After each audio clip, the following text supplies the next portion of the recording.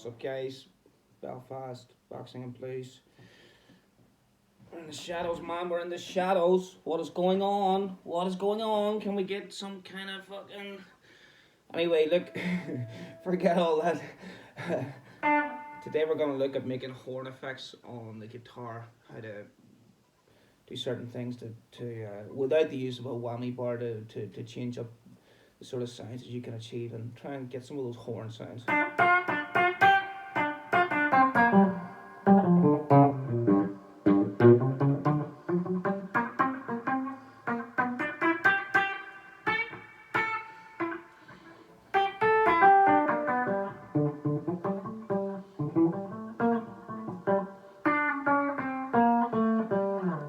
Stuff like that.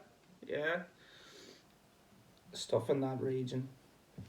And basically, what's going to happen is I'm going to explain some of the techniques involved,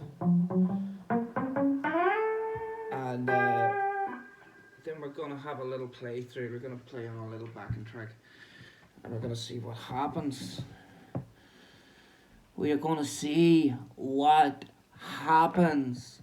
That is what we are going to do. I do not mean to insult you by giving you the fingers twice. That's why I'm also giving you the double peace sign twice, 3 times, sometimes 4, maybe even 5, if you're lucky.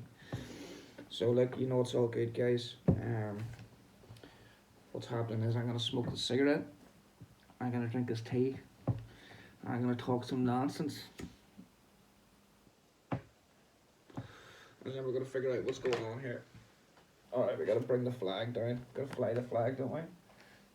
And we bring this thing across. Oh, wow, that's miles better, isn't it? I love this one. Look, amazing. What a relief. What a relief. So yeah, basically, these are the kind of sounds you might hear like Jeff Beck using, or typically he would do it with the bar, but he plucks with his thumb. If you notice, he's the short tremolo bar, and he plucks with his thumb and sometimes his fingers.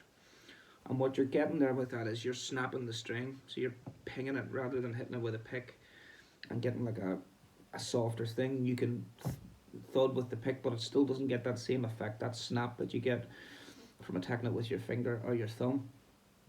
That's one part of it. Another part is manipulating the sound with your left hand on how you fret the string. You give it a wee wiggle. Do you bend it slightly? There's different little things that you can do.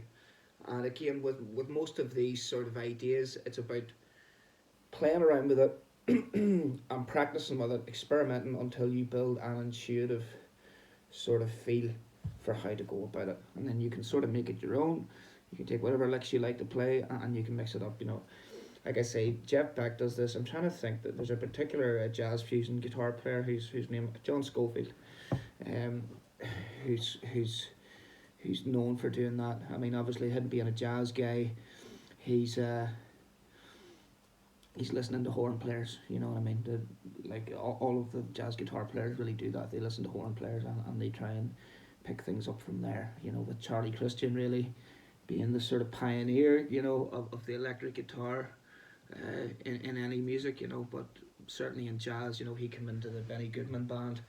I think it was John Hammond, a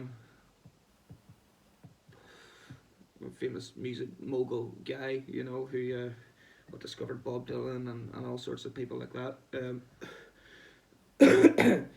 He had heard Charlie Christian, and he brought him along to one of Benny Goodman's gigs, and he says, "Look, can this guy get up and play?" And Benny Goodman says, "No chance. He doesn't know the material. He's not getting up." But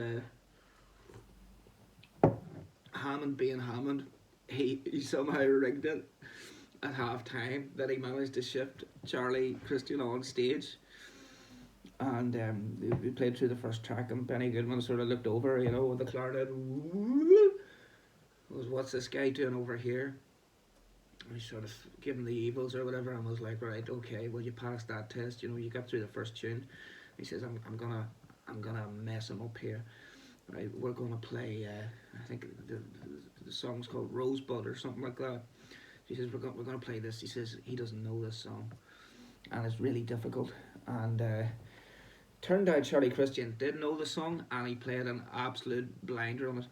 Like, if you don't really know about Charlie Christian and stuff, you should go and check out some of his stuff. I think there's compilation albums. You know, a lot of the stuff that was recorded. You know, he died very tragically at the age of 25. But a lot of his recorded solos. There's one called Solo Flight, which is beautiful. Um, I think they were done with the Benny Goodman band. There might be a couple of others that came from other places, but he never really got to fulfill his potential. But he was also known as one of the sort of uh, pioneers and at the birth of bebop, you know, with your Charlie Parkers, your Dizzy Gillespie's, your Thelonious Monks and stuff. This guy was right in there, you know. Apparently he was kind of head honcho in a way because he was sort of miles ahead of everybody, and he was doing it on guitar, which was sort of unheard of. Um, well, but he passed, so we never got to see what else he would have done. But probably the best introduction to him is a song called "Swing to Bop," which you'll get on YouTube, you know, Spotify, wherever. Like, and basically it's like a live take from Minton's, right? So Minton's was like a club in Harlem where in the beginning of bebop, where all of the like top musicians would go to jam. I think there was a recording ban at that time or something in the 40s. There was some kind of a recording ban, so these guys couldn't get paid, and they weren't allowed to, for whatever way the laws worked in the union, the musicians, you know, they weren't allowed to play for free. But they got away with it up in Minton's for one reason or another, and this is a recording of Charlie Christian up at Minton's Playhouse, I think they called it, or something like that. Um, Apparently it was a serious, you know, if you've read the Miles Davis autobiography, apparently it was a serious place, and like, you know, he says one night some cat got up, you know, some guy that was getting up just trying to style, he couldn't play, like, he couldn't, and he got up and he started trying to play all this fancy stuff, but it wasn't nothing, like, he wasn't playing anything, like. And he says that there was a guy, he wasn't even a musician, a guy that was just like a big fan, fucking stood up out of the crowd, dragged the guy off stage, outside into an alley, and gave him a real bad beating. He's like, "Don't you ever do that again. Don't you ever play that. We don't play that up in Minton's, you know what I mean?" So yes, I think Dizzy Gillespie, you know, it's just like a tour de force. Charlie Christian just solos again and again and again.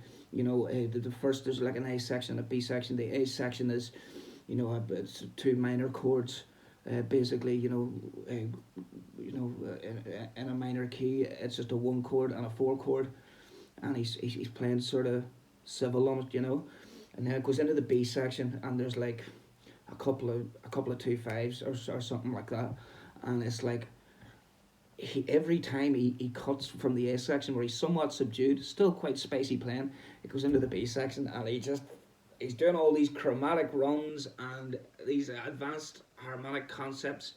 The playing is insane. His sense of swing and feel is insane. The phrasing is insane. The intensity with which he plays is insane.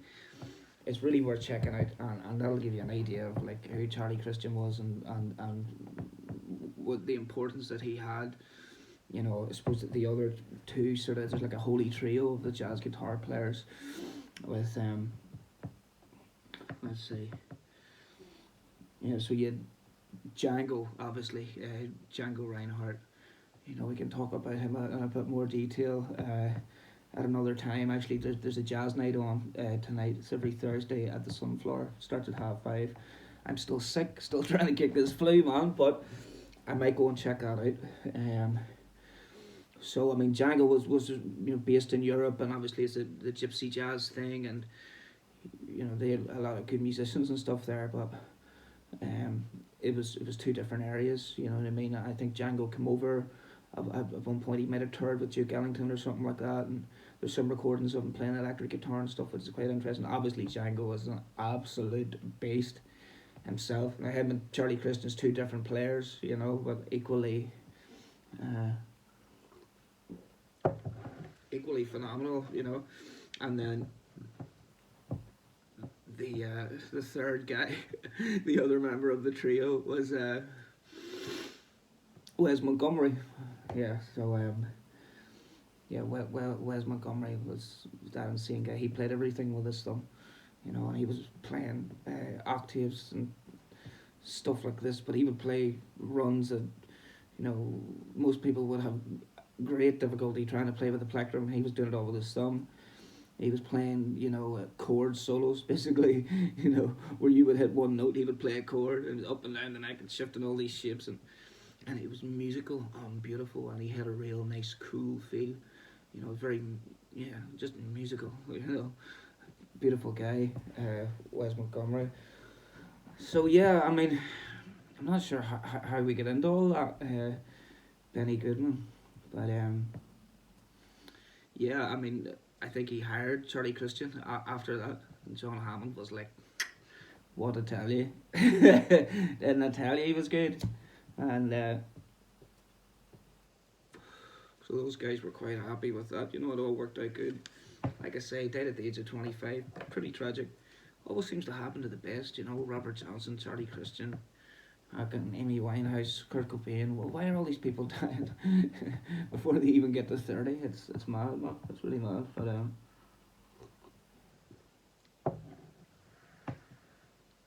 yeah. So I think even if you listen to that swing to bop, you can hear the way he sort of indents the strings. He doesn't just play sweet, easy pick stuff. On some of the other Benny Goodman sides, he does play a little more mellow and sweet, but his attack on that swing to bop is just like, I mean, it's live and the energy and everything. It's just, and then Dizzy Gillespie after about 10 goes round for Charlie Christian, Dizzy Gillespie comes in and he's like, Charlie Christian was that good on that night that he made Dizzy Gillespie sound ordinary. Yeah, but so there you are. Uh, some of this stuff I used to try to do with the tremolo bar, and it was very much just taken after Jeff Beck, and then I heard a bit of John Scofield. Don't know loads of his stuff, but the stuff that I have heard, you can hear me.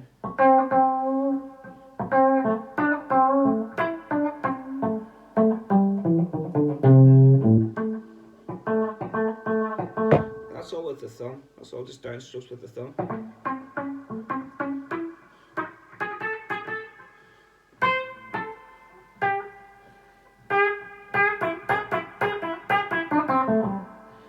Now that's typical of what you would hear Jeff Beck do, sound wise.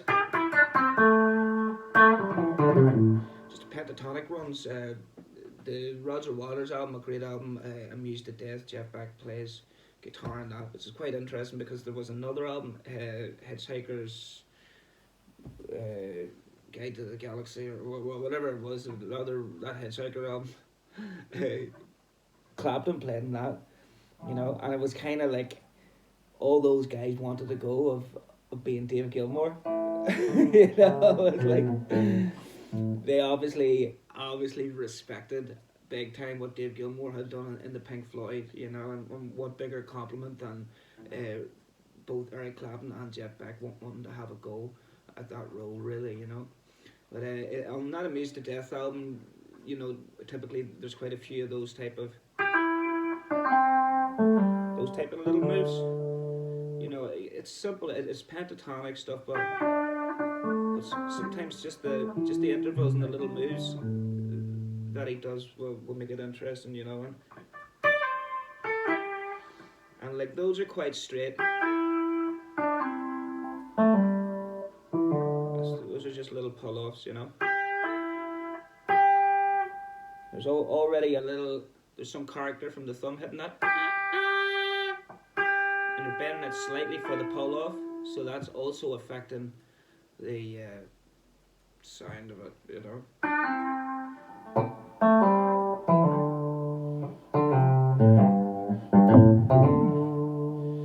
Yeah, and what I was doing was more like that, right? Which, right, let's say we're in the A minor pentatonic there, go from the seventh, right, flat seven, to 5, 7, 5, 4, 3, 1, 7, right? So that's 8th fret, 5th fret, 7th fret, 5th fret, 7th fret, 5th fret.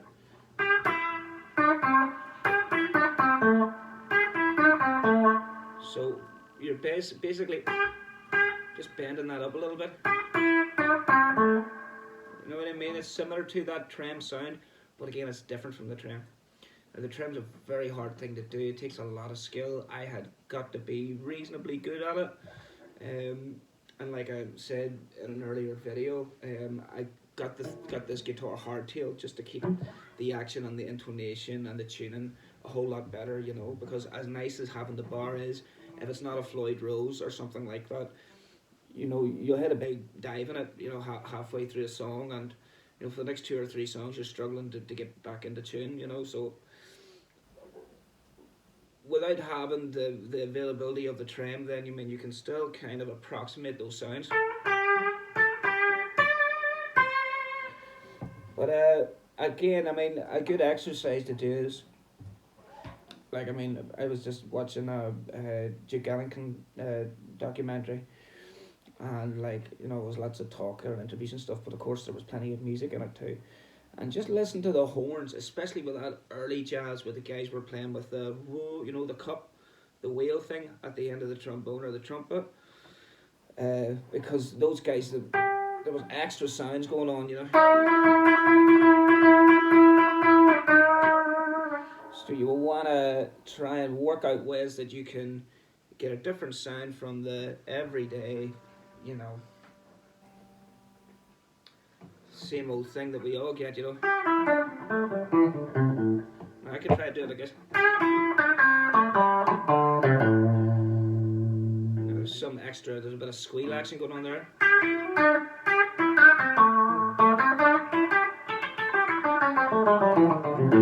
Obviously, you've got the advantage of having the pick and speed and stuff there as well. There's something about the thumb. Just gives it some extra kind of pop, you know. And like I've said before, you will develop a nice little callus on there that then enables you to get even more sort of grip on the string, a better feel for it. So sometimes things that I would do, not always, because it can wear your fingers out doing it too much, but let's just say we're up here, right? There we go.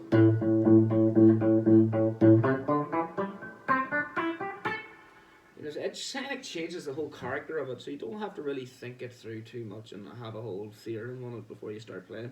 It's just something to mess around with, try different fingers, or like this. You know what I mean? Like a bass player would do with the 2 fingers.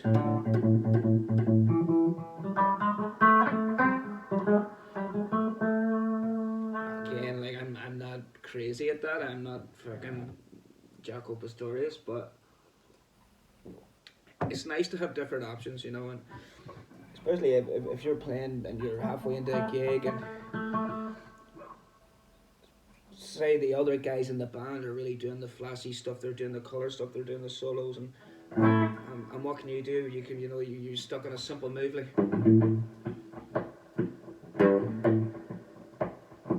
No, bit of time and space there. Something like that, see? And try, slap on it more.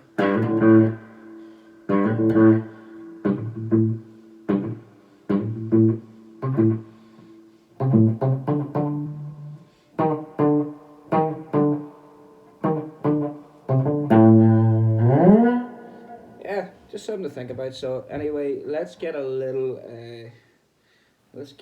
backing track on, and we'll try and make some of these horn sounds and see if we can get something interesting kicking.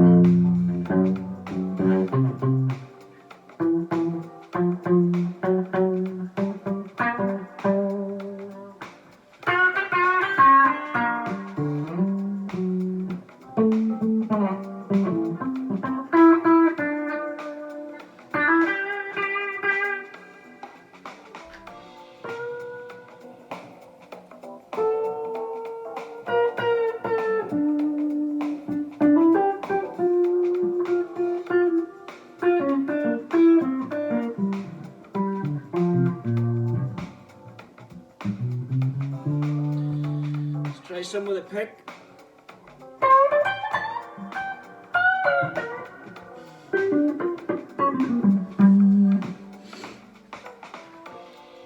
Yeah, man,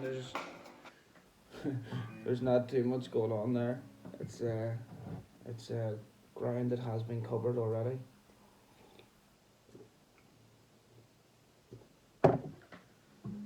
There was something else to say, and I can't remember what it was.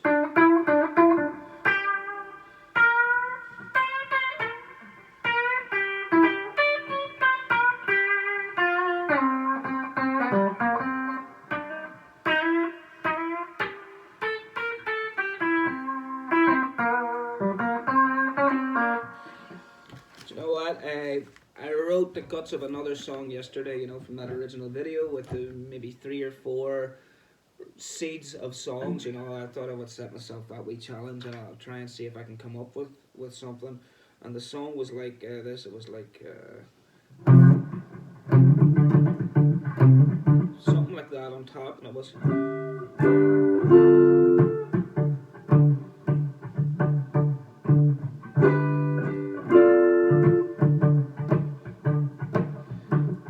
And then I find this chord.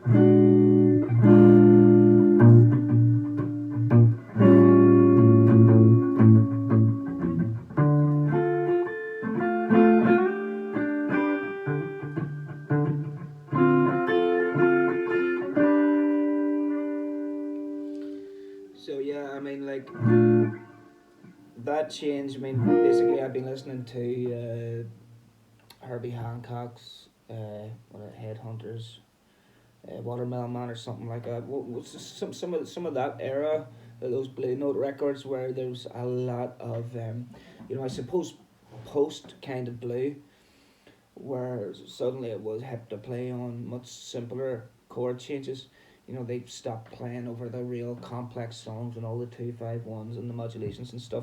Suddenly it was all about, all right, well, let's just vamp on something, and then we'll have a couple of interesting changes, or you might have the 5 and the 4, followed by a turnaround. Let's try a couple of different chords. There was a lot of that, so I thought, well, let's try something like that.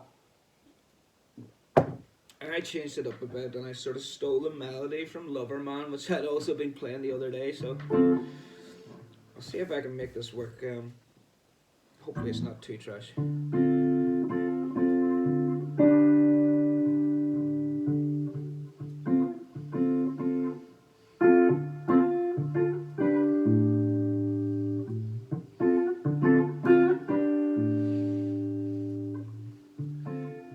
Sure, you claim to know my name, and you'd like to play this game.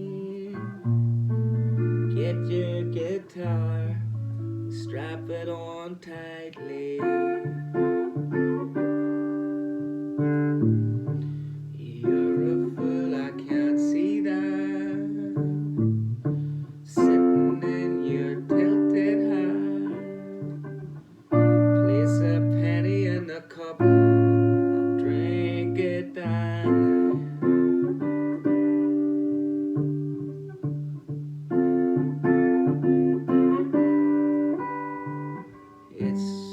It's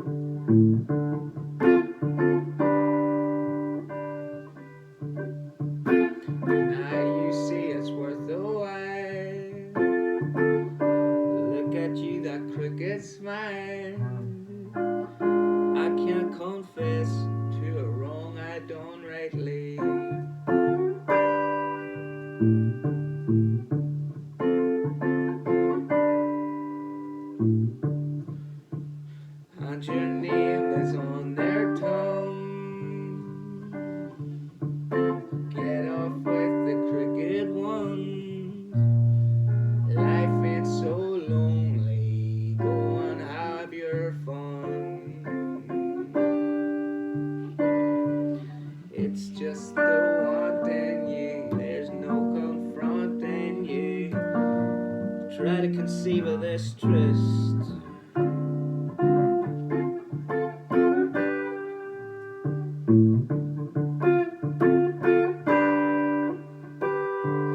Let me look after you, I'll see you make it through. Nothing comes close to this place.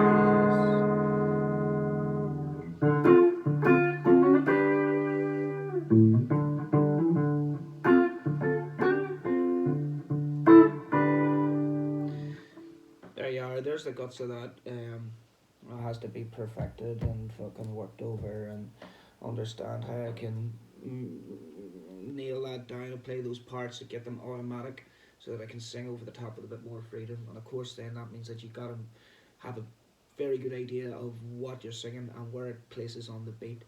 That's really how you work that stuff out. You know what I mean?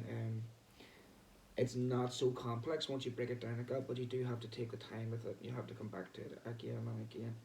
But look, again, that's I'm not saying that's a great song, but it's a song, and it's there's some interesting stuff going on there, and that's just come out of a simple little idea. So again, any idea that comes along and it sounds like there's the seed of something in it, like there's a bit of music on it, just you know what I mean, get stuck into it and finish something, or at least, like I said before, get a fair portion of it done. That's the bulk of it done, The song's there, it just needs refined, you know what I mean? And it's all good practice. That song might never see the light of day other than this video, but like I say, good practice, It means you've more experience for the next one. You're learning more all the time. That's what it's all about, man. That's what it's all about. So look, there we are. This isn't such a long video, look, just about half an hour. Oh, pardon me, motherfucker, pardon me, and the world will know your name.